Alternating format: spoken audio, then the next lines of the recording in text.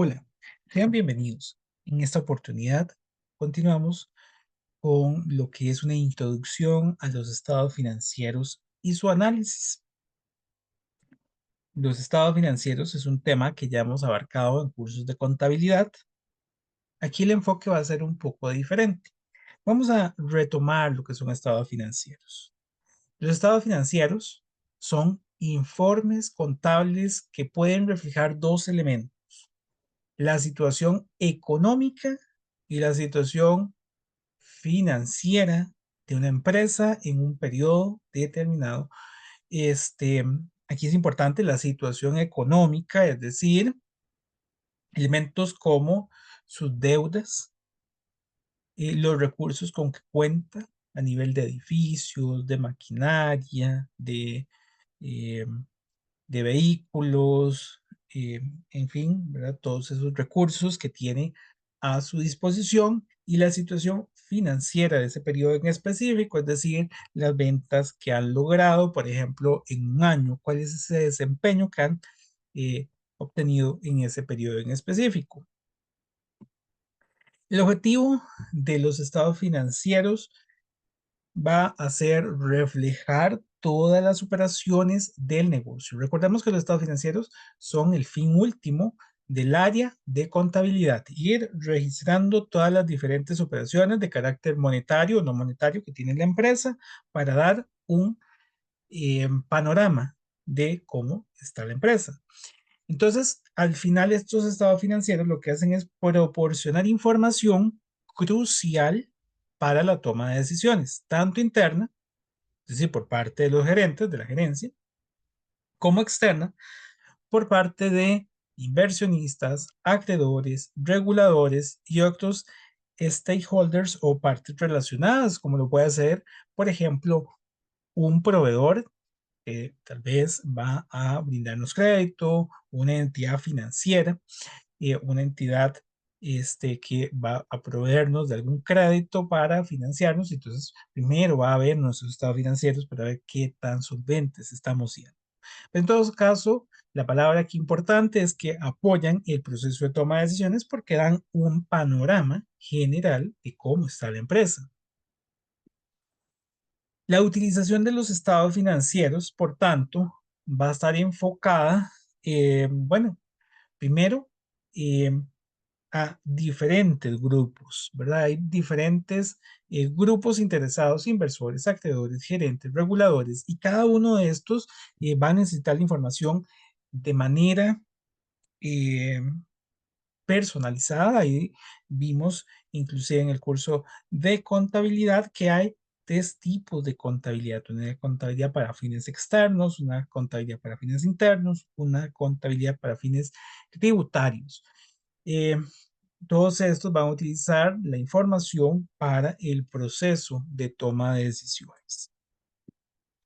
Por otra parte, en el caso de los inversores, que es el que nos va a interesar más acá, porque estamos desde el punto de vista de las finanzas, y recordamos la primera presentación que vimos, las finanzas lo que buscan es maximizar el valor de la compañía para sus accionistas, futuros y actuales. Entonces, los inversores pueden usar la información de los estados financieros para poder tomar esa decisión de seguir invirtiendo o no.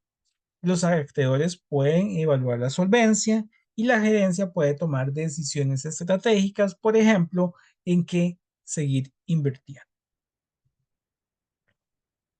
Eh, en términos generales, vamos a decir que la contabilidad genera una fotografía del estado actual del negocio y aquí tenemos un pequeño error, y las finanzas brindan un diagnóstico sobre la salud financiera de la empresa. Entonces, la contabilidad nos da esos estados financieros y las finanzas van a analizar los estados financieros.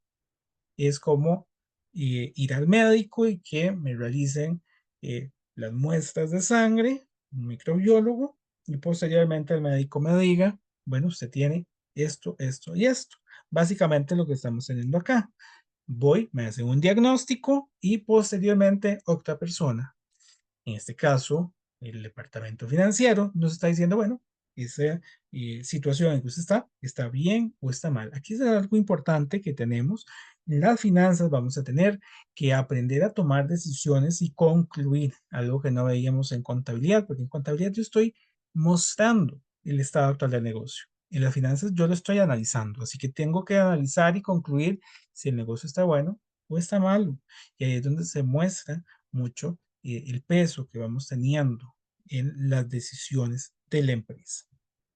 Una decisión errada conduce a un mal rendimiento para la empresa, inclusive en algunos casos a su quiebra.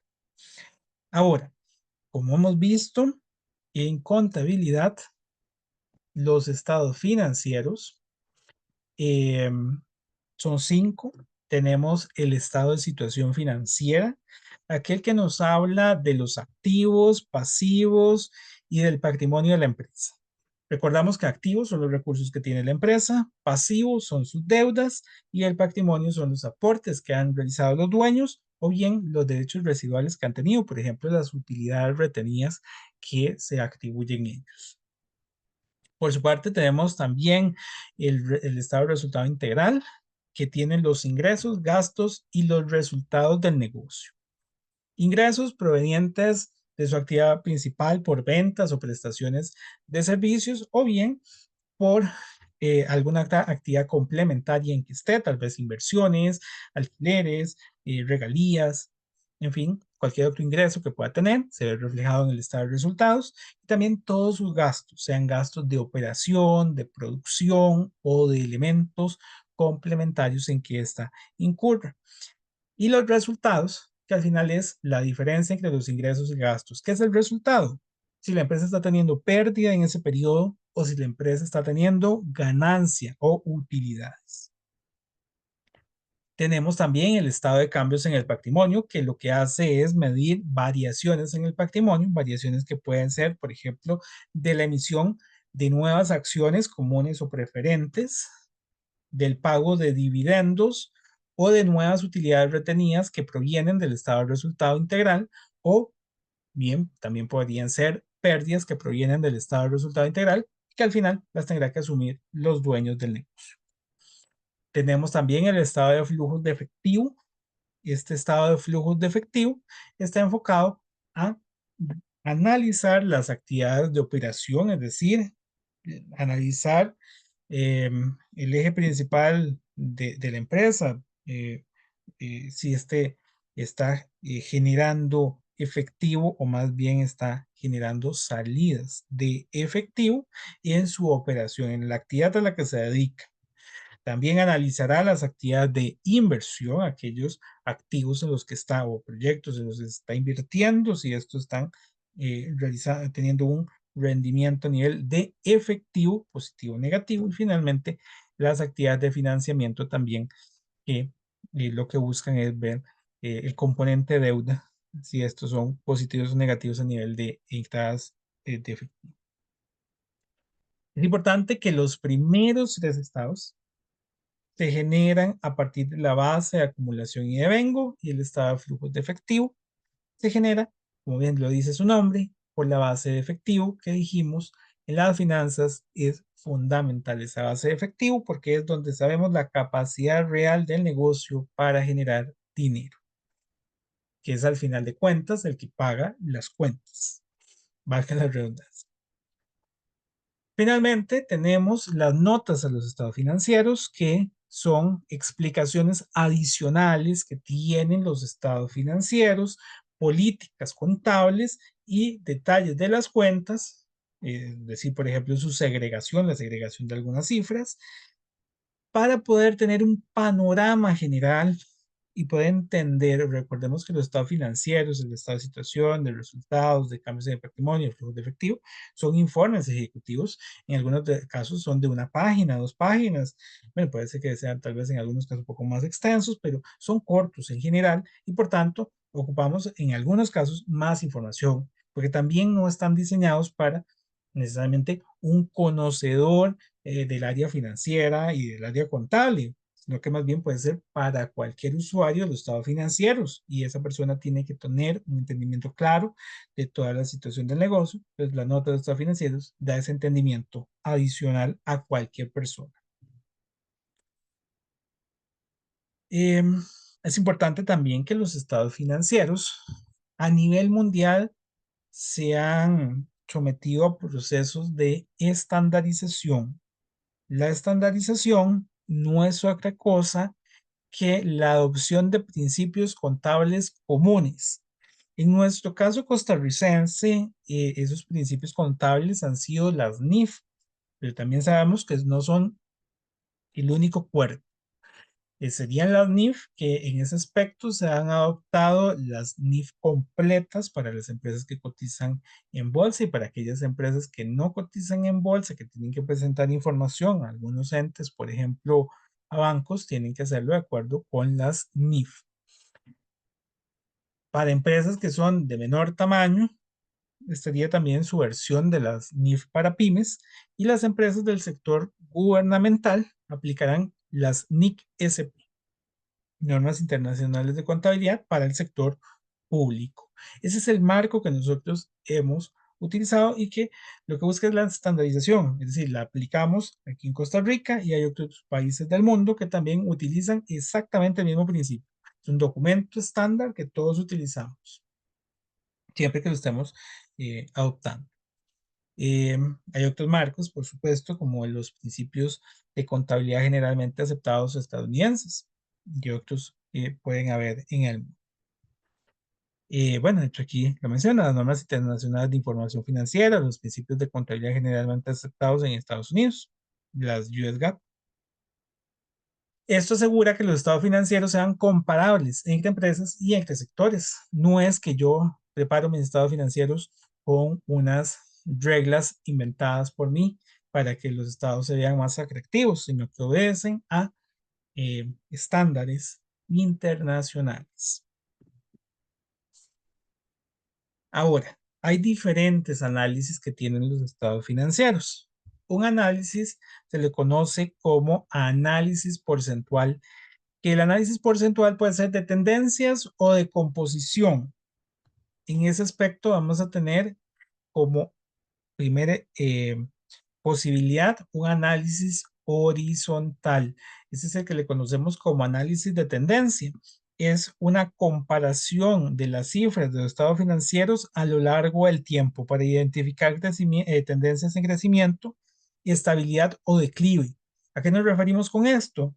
Que yo estoy comparando, por ejemplo, la inversión en activos de este año con la inversión en activos del año pasado.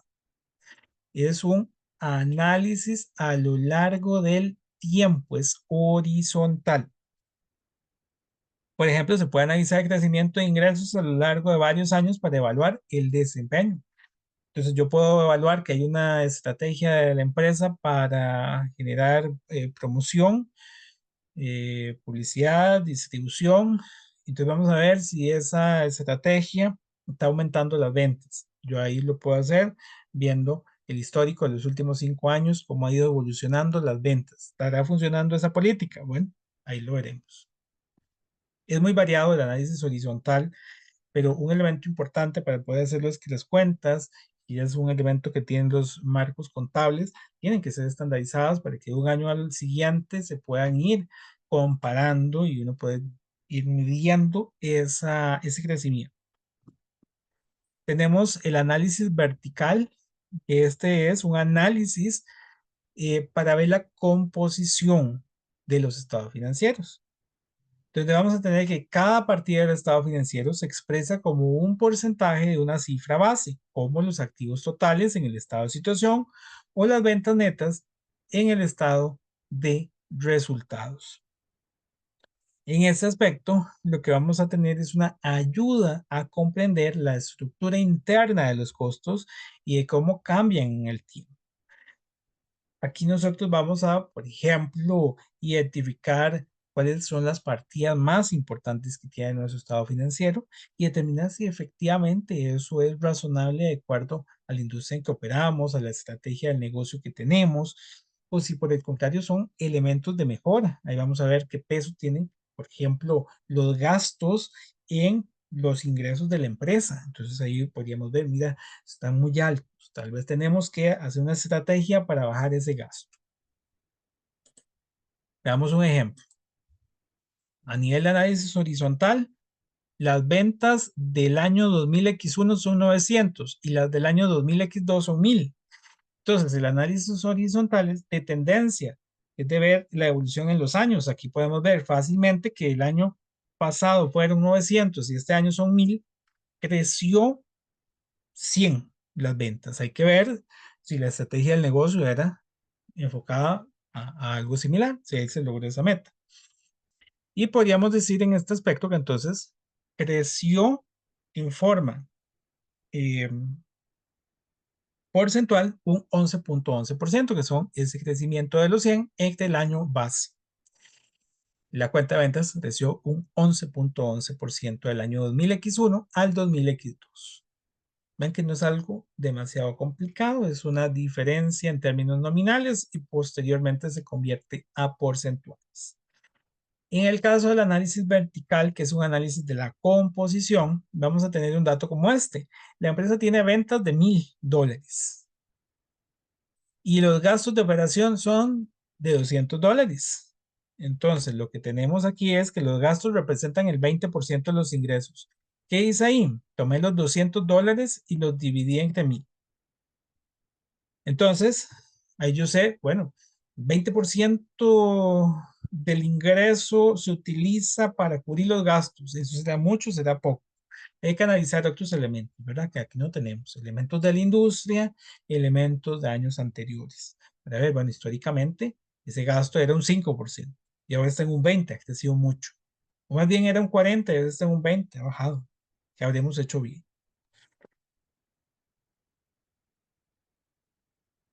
Otro análisis que se aplica es al análisis de razones financieras.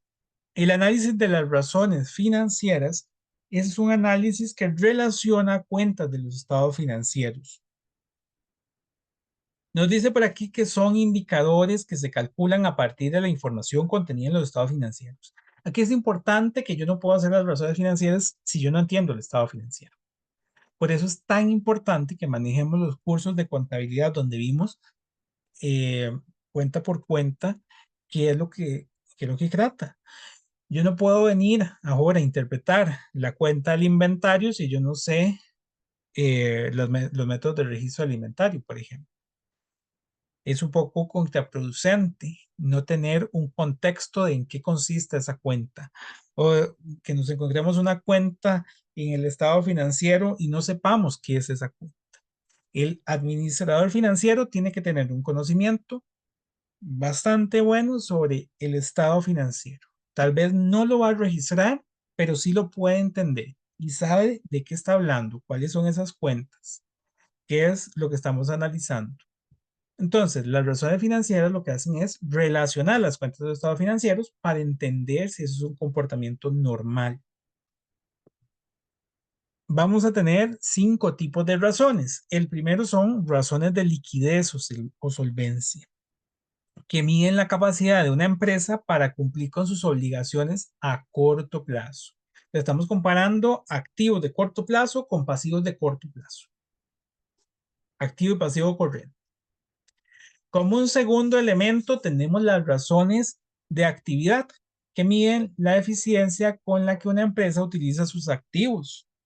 ¿A qué nos estamos refiriendo acá? Por ejemplo, la eficiencia con la que la empresa cobra. ¿Qué tan eficientes somos cobrando? ¿Cuántos días duramos cobrando? No sé, la empresa ofrece crédito a 30 días. Yo calculo las razones de actividad y determino que estamos durando 45 días. Estamos ofreciendo crédito a 30 y duramos 45. No somos muy buenos cobrando. Diferente sería que demos crédito a 30 y nos pagan en 25. Bueno, puede ser tal vez un factor externo, tal vez no es que no somos buenos cobrando, sino más bien que nuestro cliente se está aprovechando de que no le hemos hecho algo, como cobrar intereses, y entonces se aprovecha y está pagando en un periodo fuera del crédito que le dimos. Entonces son elementos ahí que fortalecen el análisis. Vamos a un tercer tipo de razones, razones de endeudamiento o solvencia. En este caso miden el nivel de apalancamiento que tiene la empresa, es decir, qué tanta deuda tiene la empresa. Esto porque la deuda es un elemento riesgoso. Entre más deuda tiene la empresa, pues más le está debiendo a externos. Y si no le puede pagar a los externos, queda en quiebra. Cuarto elemento, rentabilidad y rendimiento, que evalúa la capacidad de la empresa para generar ganancias. ¿Qué tanto nivel de ganancia tiene la empresa? Está bien, en el estado de resultados dice la empresa que tiene una utilidad y esa utilidad será buena o será mala. Entonces ahí está el grupo de razones de rentabilidad para analizar esa utilidad. Bueno, en comparación con la inversión que hemos hecho en activos es muy buena o es muy mala. En relación con la inversión que se ha hecho en patrimonio, ¿cómo está?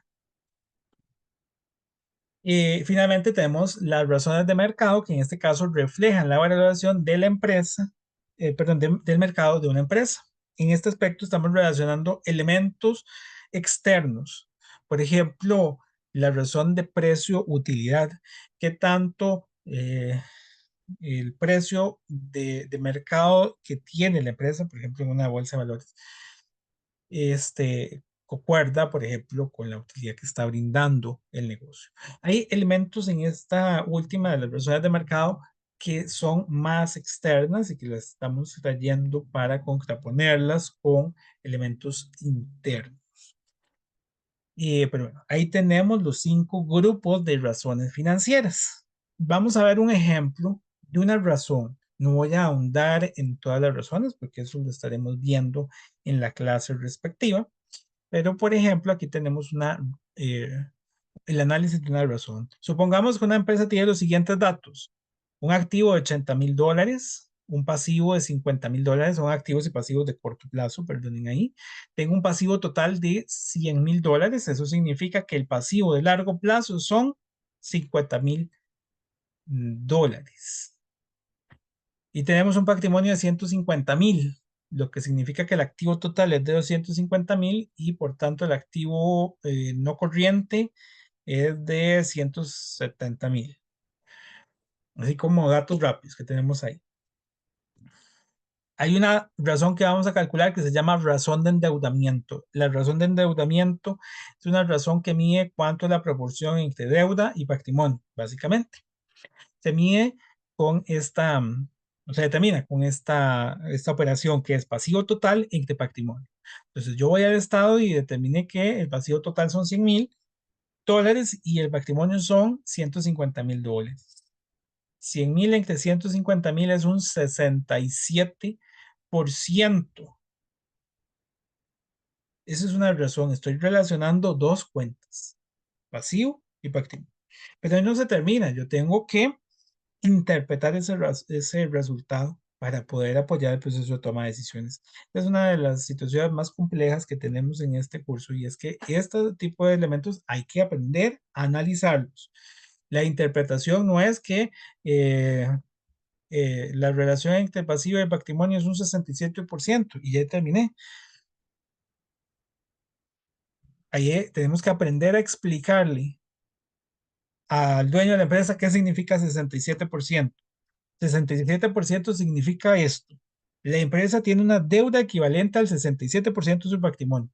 Es decir, la empresa se financia mayoritariamente a través de patrimonio, pero la deuda tampoco, ¿verdad? Es moderada en ese aspecto, lo que indica un nivel moderado de apalancamiento financiero. Vean que son muy parecidas, de hecho. Pasivo 100, patrimonio 150. Eh, la empresa depende en buena medida del financiamiento externo y esto puede incrementar los riesgos de la empresa. Se debe comparar con la industria, con las metas de la empresa y con años anteriores. Bueno, esto porque yo no tengo todos esos datos, pero en la vida real sí podríamos tener muchos de esos datos para aumentar ese análisis. Hay otro análisis que también se utiliza, aparte de las razones financieras y de los análisis porcentuales, que es el análisis de DuPont.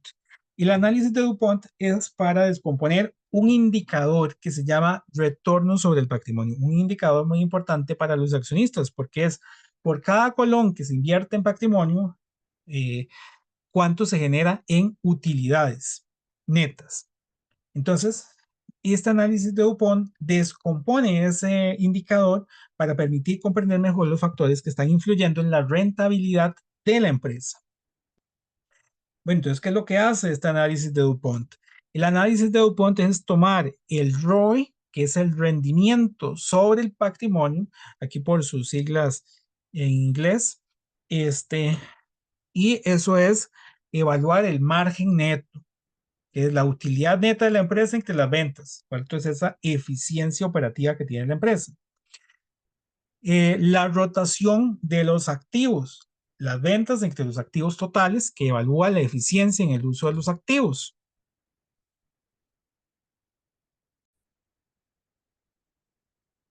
Y finalmente el apalancamiento financiero, que mide la utilización de la deuda para financiar los activos, el activo total entre patrimonio, básicamente.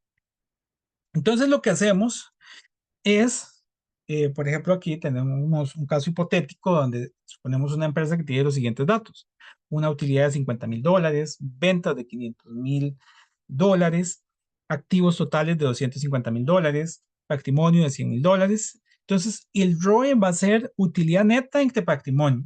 Yo puedo venir y calcular eso, son $50,000 entre $100,000 y me da 0.5.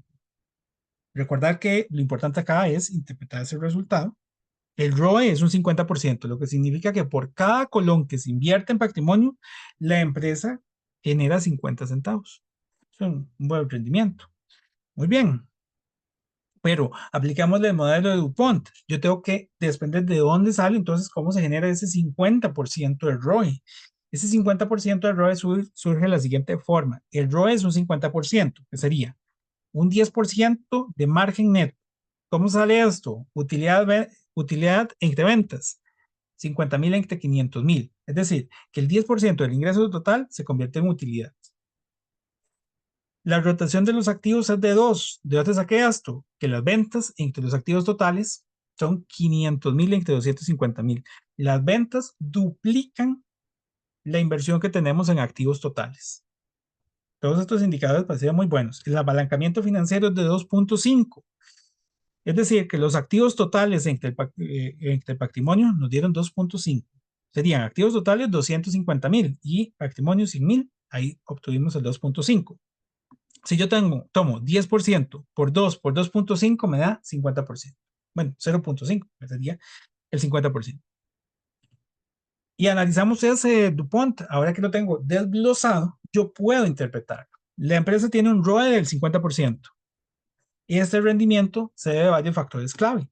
Lo primero es un margen de beneficio del 10% que muestra cuánto se retiene por cada dólar de ventas. Entonces, de $1, 10 centavos son utilidad.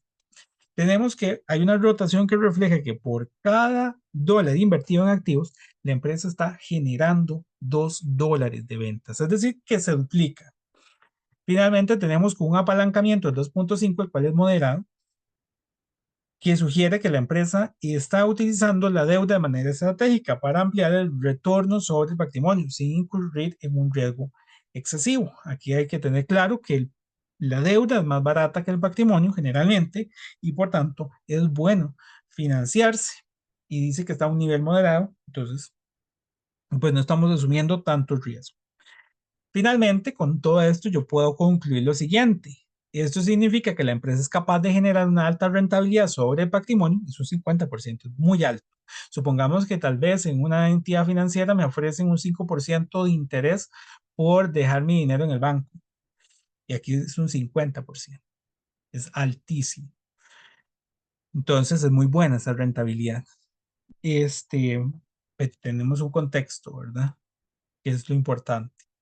Eso significa que la empresa es capaz de generar una alta rentabilidad sobre el patrimonio de sus accionistas al combinar un control eficiente sobre sus costos que se refleja en el margen de beneficio, una buena gestión de los activos para generar ingresos que se refleja en la rotación sobre los activos y un uso estratégico de la deuda que se refleja en el multiplicador del patrimonio o también conocido como apalancamiento financiero.